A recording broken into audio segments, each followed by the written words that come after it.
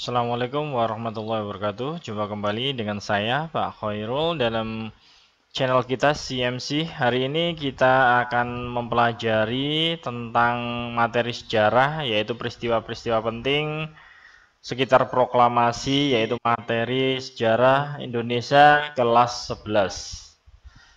Marilah kita saksikan video ini. Saat Perang Pasifik atau yang dikenal dengan nama Perang Asia Timur Raya yang berlangsung selama 4 tahun, Jepang mengalami beberapa kekalahan dan menuju ambang kehancuran.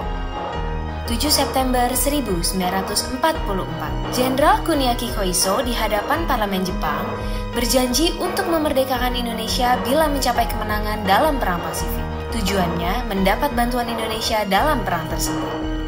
Kaum Pergerakan Nasional menyambut hangat janji kemerdekaan oleh Jenderal Koiso. Anggota Badan Penyelidik Usaha-Usaha Persiapan Kemerdekaan Indonesia (BPUPKI) dilantik oleh Jenderal Kumakichi Harada. Rajiman Weddiodiningrat, tokoh Pergerakan Nasional, ditunjuk sebagai ketuanya. Tapi, tidak semua petinggi militer Jepang sepakat dengan pelantikan BPUPKI. Misalnya Jenderal Izagaki dan Yuichiro Nagano. Keberatan dua jenderal itu tidak berarti banyak. Mayoritas petinggi militer Jepang tetap mendukung BPUPKI.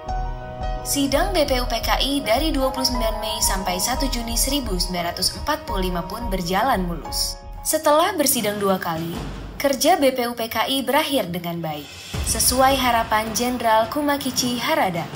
BPUPKI lalu dibubarkan oleh Jenderal Terauchi Hisaichi, diganti jadi Panitia Persiapan Kemerdekaan Indonesia (PPKI) 7 Agustus 1945.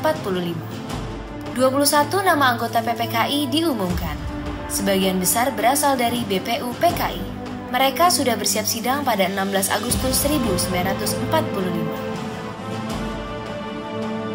Soekarno, Hatta, dan Rajiman Weddiodiningrat wakil PPKI terbang ke Dalat, Vietnam 12 Agustus 1945. Di tengah kabar pengeboman Hiroshima dan Nagasaki di Jepang, Jenderal Hisaichi Terauchi, Panglima Angkatan Perang Jepang di Asia Tenggara, menyambut kedatangan mereka. Jenderal Terauchi berkata bahwa PPKI bisa segera memproklamasikan kemerdekaan Indonesia. Kabar gembira tepat pada hari ulang tahun Hatta.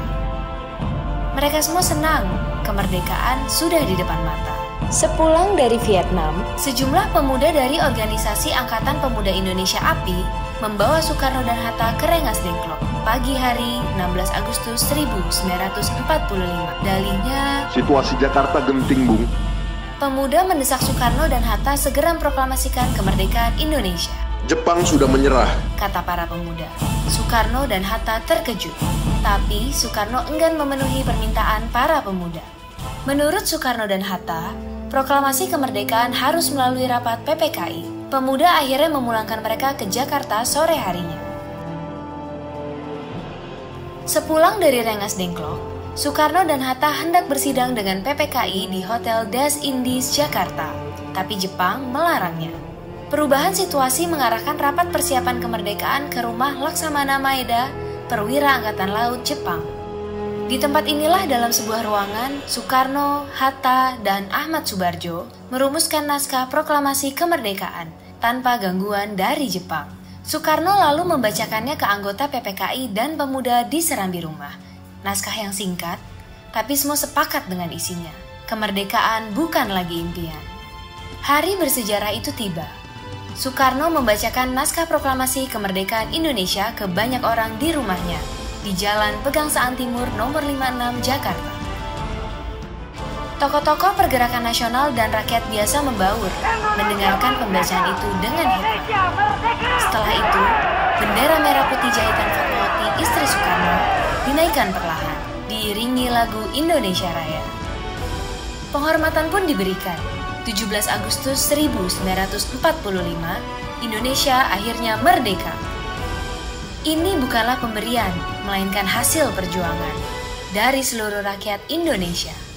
Proklamasi kemerdekaan mengantar bangsa Indonesia bergelut dengan cerita baru. Jepang memang telah terjungkir, tapi pengaruhnya belum berakhir. Di tempat lain, pewarta berhasil mengabarkan proklamasi lewat media cetak. juga melalui siaran radio dengan menggunakan beragam bahasa daerah.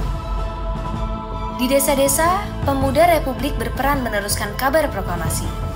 Mereka berkeliling dan berteriak, "Jepang menyerah, Indonesia merdeka." Akhirnya, tiap orang menjadi saksi Indonesia telah merdeka.